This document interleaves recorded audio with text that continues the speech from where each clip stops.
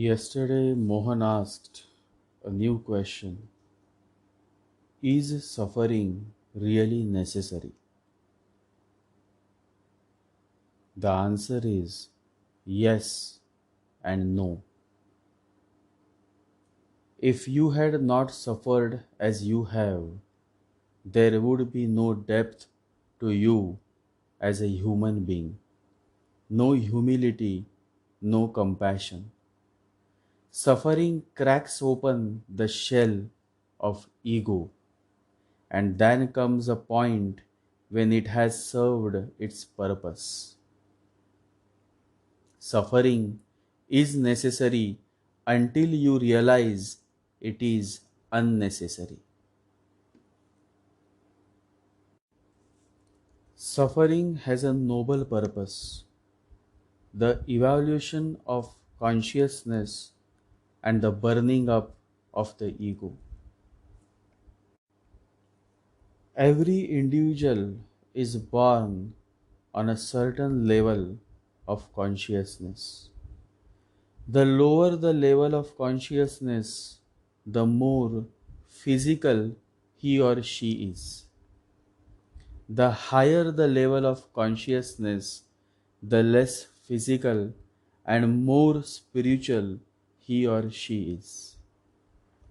Then their love is purely selfless. Then there is a certain fragrance to such a love, love that comes from the state of the soul and not the mind, not the body. Communion between two bodies is sex. Communion between two minds is love. Communion between two souls is samadhi.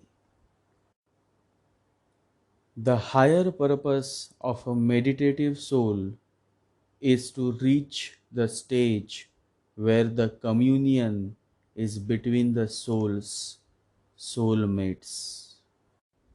People are trying to find God by using their intellectualism, by bringing some new techniques, by introducing techniques and methods and whatnot. They simply forget that God cannot be found through techniques. God can be found only through your heart. The heart is intelligent, and there is a difference between intellectualism and intelligence. Intellect is of the mind, intelligence is of the heart. Now, on a base level, to a less evolved soul, intellectualism is very engaging. But to an evolved soul, it is not intellectualism, it is intelligence. And intelligence comes from your heart.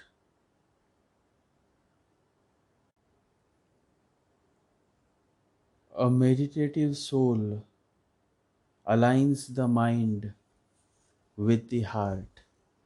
And now the heart instructs and the mind follows. So now the same intellectual person sounds a truly intelligent person.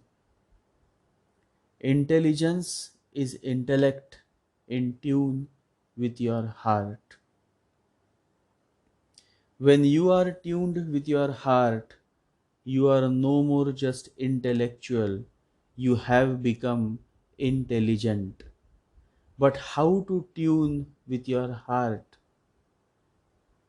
Meditate. The only way to get in tune with yourself is through meditation. Turn inwards, look within.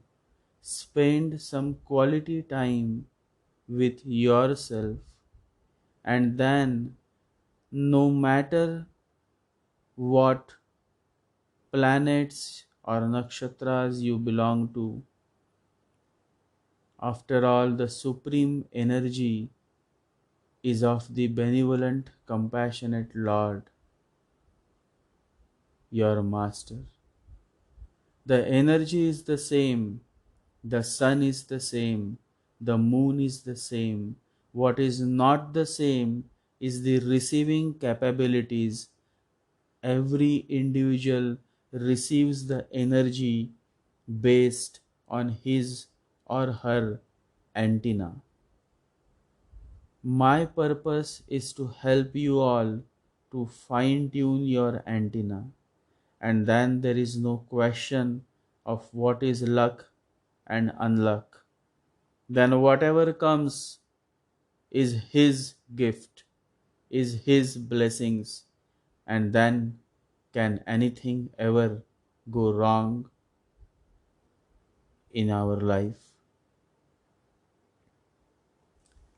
So come, don't get lost in these small minds that divide the stars into lucky and unlucky. All these are shallow minds, and you have come to the no mind stage where there is no mind but only the heart, and the heart knows the way. The heart can help you find the way. The heart should become the answer to all your questions. Remember, the emphasis should be on the heart. The mind lives in doubt, and the heart lives in trust, total trust.